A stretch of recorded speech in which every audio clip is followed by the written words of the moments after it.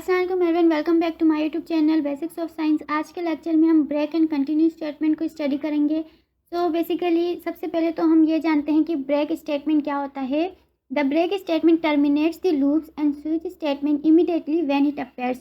तो break statement जो होता है C++ में, इसका इस्तेमाल लूप या स्विच स्टेटमेंट को ख़त्म करने के लिए किया जाता है और एग्जीक्यूशन को फ़ौरन अगले स्टेटमेंट पर ले जाता है।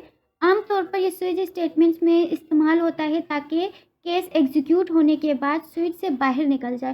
तो अगर आपको स्विच स्टेटमेंट के बारे में नहीं पता या लूप्स के बारे में नहीं पता तो आप मेरी पिछली वीडियोस देख सकते हैं, उसमें मैंने स्विच स्टेटमेंट्स का भी एक्सप्लेन किया है, लूप्स को भी एक्सप्लेन किया है। आप वो समझ लेंगे तो आपको ब्रेक स्टेटमेंट और कंटिन्यू स्टेटमेंट समझना बहुत आसान हो जाएगा।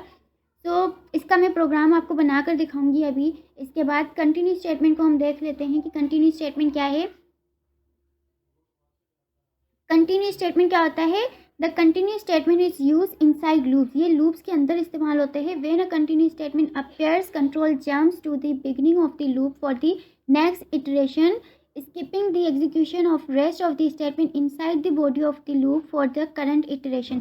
इसका मतलब क्या है? C++ में कंटिन्यू स्टेटमेंट का इस्तेमाल लूप के मौजूदा इटरेशन को स्किप करने के लिए और अगले इटरेशन के साथ जोड़ने के लिए या जारी रखने के लिए किया जाता है। अब इटरेशन का मतलब क्या होता है? Iteration mean repetition. जब कोई ख़ास कंडीशन पूरी होती है और आप मौजूदा जो आपकी रिपीटेशन हो रही है उसको स्किप करके अगले इटरेशन के साथ जारी रखना चाहते हैं तो अक्सर हम कंटिन्यू स्टेटमेंट का इस्तेमाल करते हैं उसमें। तो मैं आपको इसके बारे में थोड़ा और एक्सप्लेन करती हूँ।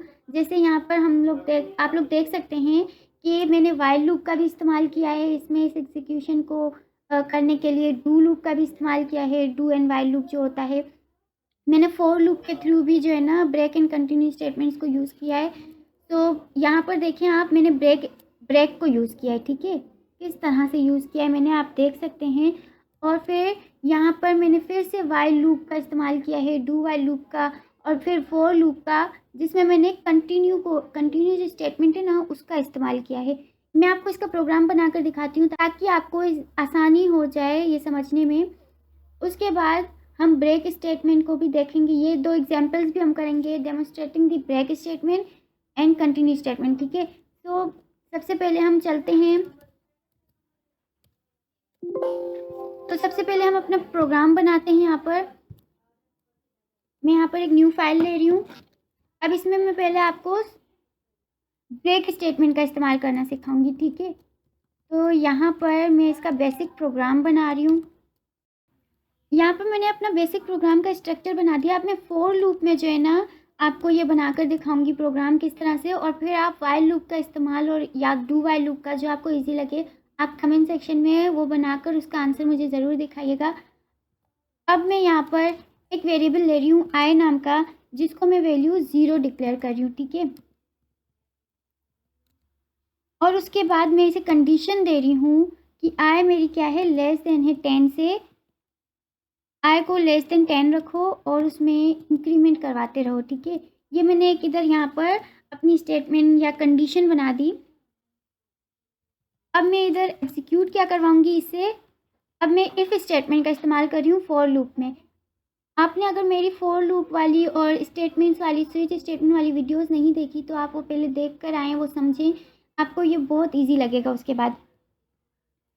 अब मैं इधर एक कंडीशन दे रही हूँ। पहले मैंने फॉर लूप का इस्तेमाल करवाया, फिर मैंने इसे कंडीशन दी कि अगर मेरे आई की वैल्यू 5 के इक्वल हो जाए ना तो वहाँ पर क्या कर देना, जब आई की वैल्यू 5 के इक्वल हो जाए तो वहाँ पर रोक देना बस प्रोग्राम को। ठीक है, वहाँ पर मेरा प्रोग्राम रुक जाएगा और मुझे क्या प्रिंट करके देगा, सी आउट में आई। अब ये लूप कैसे चलेगा, पहले आई 0, अगर जब आई जो है ना, मैंने इसे कंडीशन दी है 10 तक, लेकिन मैं इसे नीचे मैंने इसकी कंडीशन दूसरी भी चेंज कर दी, जिसमें मैंने बताया कि अगर मेरी आई की वैल्यू 5 तक आ जाए तो उधर इस प्रोग्राम को रोक देना और मेरी आई जितना हुआ है ना, जहाँ तक 5 तक आया है वहाँ तक मुझे नंबर्स प्रिंट करके दे देना। ठीक है, तो अब मैं इसको प्रोग्राम को रन करवाती हूँ। पहले मैं सेव करवा देती हूँ। सो ये मेरा प्रोग्राम नंबर 16 है। अब आप यहाँ पर देख सकते हैं कि मेरे 0 से लेकर 4 तक नंबर्स जो है ना प्रिंट होकर आए हैं। क्यों? क्योंकि मैंने इधर इसमें कंडीशन दी है जब आई की वैल्यू इसमें 5 हो जाएगी ना तो लूप ख़त्म हो जाता है, ठीक है। इसलिए वो आउटपुट में सिर्फ 0 से लेकर 4 तक के नंबर्स हमारे को प्रिंट करके दे रहा है। यहाँ पर आप देख सकते हैं 0 से 4 तक वैल्यूज़ मेरी प्रिंट होकर आई हैं। अब ये मैंने इस्तेमाल किया है ब्रेक का। अगर मुझे यहाँ पर कंटिन्यू स्टेटमेंट का इस्तेमाल करना है तो ये मुझे कैसे करेगा, यहाँ पर मैं चेंज कर देती हूँ, कंटिन्यू लिखते हैं हम, ठीक है। ये कंटिन्यू एक कीवर्ड है जिस तरह से ब्रेक कीवर्ड है, ठीक है।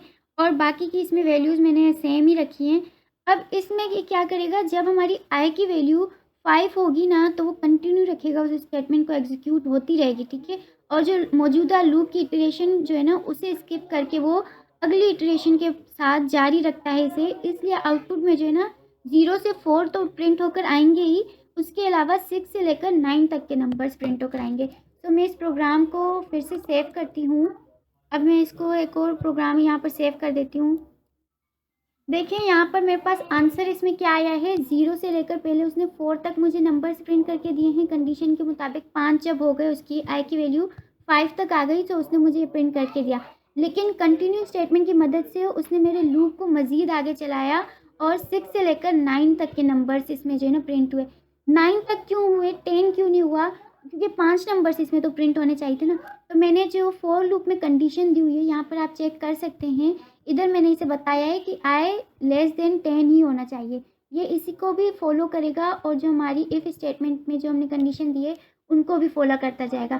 सो आई होप कि आपको ये चीज़ क्लियर हो गई होगी। अगर आपको कोई भी कन्फ्यूजन है तो आप मुझसे कमेंट सेक्शन में पूछ सकते हैं। Thanks for watching, please subscribe for more videos.